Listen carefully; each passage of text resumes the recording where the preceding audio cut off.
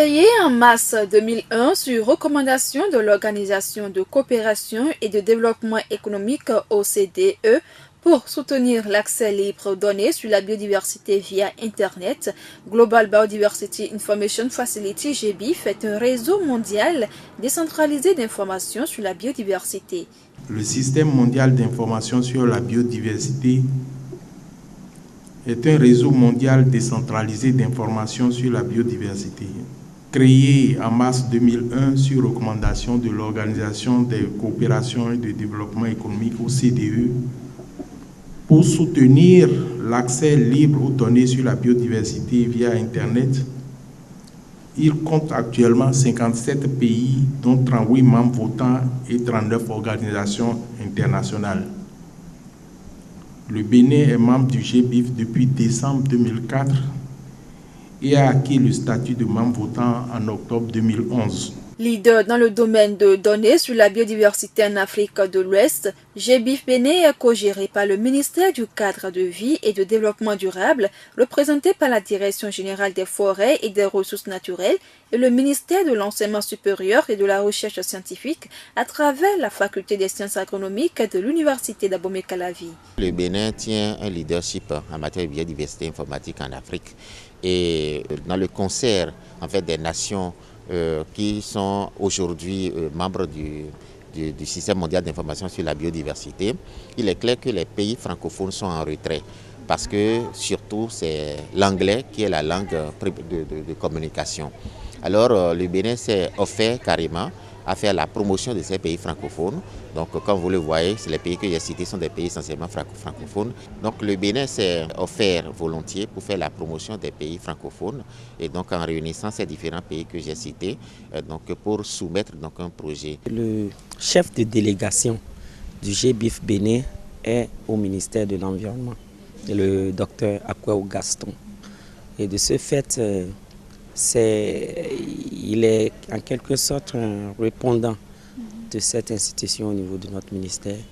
De ce fait, il essaie à chaque fois de partager les possibilités, les potentialités qu'il y a autour du GBIF. Ayant pour objectif de lutter contre les menaces de la biodiversité, le Bénin, suite au lancement d'un appel à projet du programme BID, piloté par GBIF, s'est associé à ses partenaires de la Côte d'Ivoire, de la Guinée, du Madagascar, du Mali, du Niger, de la République démocratique du Congo et du Sénégal afin de proposer dans le cadre d'un atelier le projet renforcement de capacité et mobilisation des données pour la conservation, l'utilisation durable et la prise de décision en Afrique et au Madagascar. Ces pays se sont mis ensemble pour élaborer un projet qui a été soumis à travers le secrétariat du système mondial d'information sur la biodiversité à l'Union européenne et a été financé. Et justement, notre objectif, c'est de contribuer à lutter contre les menaces qui pèsent sur la biodiversité, notamment en nous penchant sur la mobilisation des données sur les espèces exotiques envahissantes et sur les espèces menacées. Et justement, utiliser ces données pour contribuer à la protection de ces espèces-là. Déroulé du 28 novembre au 2 décembre 2016 au centre Sétanoarit d'Abomey-Calavi, le dit atelier a été officiellement ouvert par le doyen de la faculté des sciences agronomiques FSA de l'université d'Abomey-Calavi. Je voudrais, au nom du comité d'organisation de cet atelier, vous souhaiter la bienvenue au centre Anoarit d'Abomey-Calavi à l'occasion de cet atelier de renforcement de capacité sur la saisie des données de la biodiversité, le nettoyage et le formatage des données et leur publication sur les sites du GBIF et des différents pays partenaires. Nous avons appris également qu'au cours de cet atelier, les questions liées aux stratégies d'animation des nœuds du GBIF seront aussi abordées. Comme vous le savez également, la biodiversité rend d'importants services à l'humanité, parmi lesquels le service d'approvisionnement à travers la production de biens divers, le service de régulation du climat, les services culturels et cultuels. Malheureusement, elle est menacée par la surexploitation des ressources, les espèces exotiques envahissantes, la dégradation des habitats, les changements climatiques et la pollution. C'est ensemble que nous pouvons relever efficacement et durablement les défis de perte de la biodiversité et les risques liés à cette perte pour l'humanité. Je me réjouis du rôle combien important de leadership que joue de plus en plus GBIF Bénin dans les domaines d'expertise ci-dessus cités, notamment dans la mobilisation et l'utilisation accrue des données de la biodiversité. Je salue et remercie l'appui technique et scientifique que vous apporte également l'Université de Kansas à travers l'éminent et distingué professeur Peterson Town. À notre avis, cet atelier est une occasion propice pour soutenir et amener chacun de nos pays partenaires à relever les défis importants d'insuffisance et même de manque de compétences et de données d'occurrence sur nos espèces animales, végétales et fongiques. C'est pourquoi, au cours de cet atelier, il est envisagé de former les participants sur les techniques de saisie des données et les techniques de nettoyage et de publication des données pour aider à fournir des données plus fiables aux chercheurs, aux enseignants, aux praticiens et autres utilisateurs de données de nos différents pays. Les fruits de ces recherches sont attendus pour informer et éclairer les prises de décision sur la gestion de la biodiversité. Ce rendez-vous est donc important et la faculté des sciences agronomiques, en ce qui la concerne, ne ménagera aucun effort pour aider le GBIF Bénin à atteindre ses objectifs louables pour contribuer au développement durable de nos pays et de l'Afrique. C'est sur ces mots que je déclare pleinement ouvert cet atelier et souhaite plein succès à vos travaux.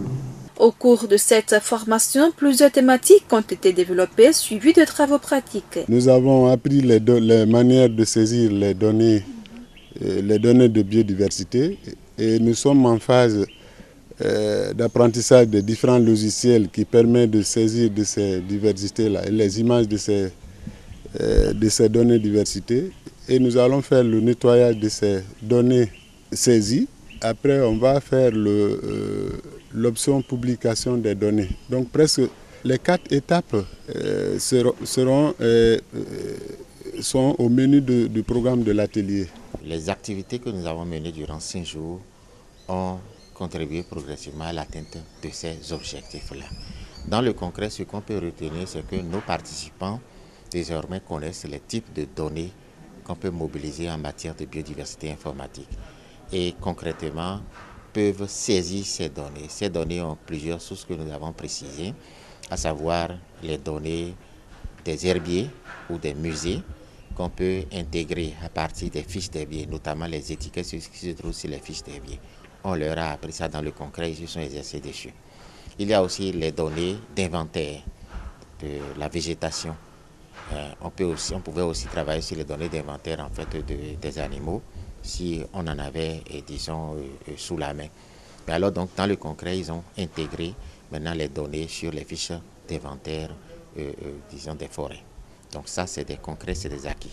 De l'autre côté, ils ont introduit des informations à partir des images que nous avons reçues des pays partenaires, notamment ici les Pays-Bas, sur la flore de notre pays. Et ils ont pu intégrer les données. 3 sources donc de données que en fait les participants ont appris vraiment donc à digitaliser, à numériser. Je dis que c'est un objectif louable que nous avons atteint. Il faut aller au-delà de cela. Donc quand on a un jeu de données qu'on constitue à partir de ces données numérisées, il faut pouvoir les nettoyer. Et nous avons appris à le faire concrètement, notamment à travers en fait un outil qu'on appelle OpenRefine, sur lequel nous sommes exercés. Par ailleurs, en ce qui concerne les concepts donc, de base, ces concepts de base donc, théoriques, nous les avons rappelés, mais le professeur Peterson Town de l'Université de Kansas aux États-Unis a fait une communication vraiment très très appréciable dans ce sens. Donc, nos partenaires savent aussi maintenant comment nettoyer ces données. La 3e étape, c'est de pouvoir publier ces données sur le site du GBIF nous avons publié ensemble donc, un jeu de données. Et maintenant, donc, dans l'après-midi, donc, avant la clôture, chacun d'eux va pouvoir s'exercer concrètement à publier donc, des jeux de données. Autrement dit, ils auront reçu donc, les différentes étapes dans la théorie, aussi dans la pratique. Ils auront reçu en fait la connaissance pratique sur l'itinéraire technique en fait, donc, de mobilisation des données de la biodiversité. L'aspect utilisation des données demande des compétences complémentaires que nous avons déjà donc, mises en place et que nous essayons de renforcer au niveau de notre propre équipe donc, du Bénin. Mais il y a un autre atelier qui est prévu pour ça, pour renforcer les compétences des participants à Madagascar l'année prochaine. À la fin du dit atelier, les participants, aussi bien que les organisateurs, sont tous partis satisfaits. Je voudrais remercier particulièrement mon collègue professeur Ganglo, un homme ouvert, un coach, un monsieur qui nous stimule pour aller toujours de l'avant. Avec son idée de créer les consortiums, il a pu réunir différentes compétences et il a raisonné positivement avec son initiative. Sans cette initiative, je ne saurais où aller aujourd'hui. Le professeur Jean Ganglo a déjà une forte équipe, un grand groupe qui travaille bien. On va copier tout ça. Ce qui m'a beaucoup plus enchanté, c'est l'utilisation de Brahms qui permet d'associer, d'établir un lien entre une image, une espèce et les métadonnées, c'est-à-dire le nom de l'espèce, qui l'a collectée, où et quand, où est-ce qu'on l'a trouvée. C'est vraiment important. Parfois, nous avons les images, mais l'Internet directement ne te permet pas, à partir de l'image, de trouver le nom de l'espèce. C'est au contraire quand vous avez le nom de l'espèce que vous pourrez avoir l'image. Mais dans ce cas, à partir de l'image, vous pouvez aller vers le nom. Donc, je pense que ça va faciliter aussi l'identification des espèces à partir des bases disponibles. Donc, c'est vraiment un acquis que j'apprécie beaucoup.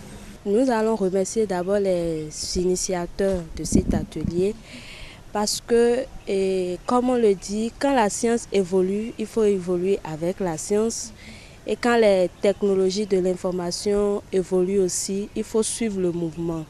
Nous avons l'habitude d'archiver nos données sur la biodiversité dans des bibliothèques matérielles physiques.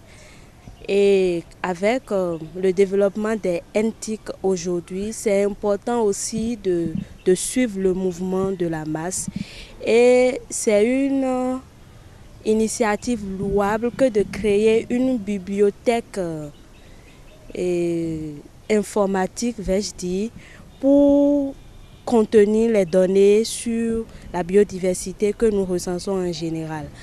Et les difficultés auxquelles on est souvent confronté quant à la publication, à la mobilisation des données, c'est le fait que ceux qui sont aptes dans le domaine à nous aider ne sont pas souvent disponibles.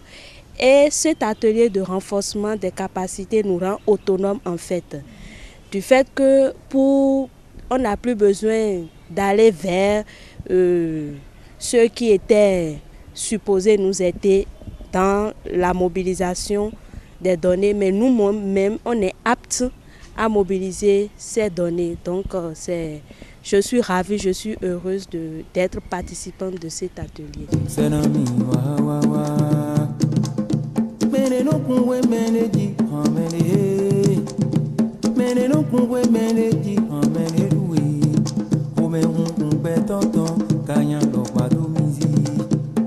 Mene no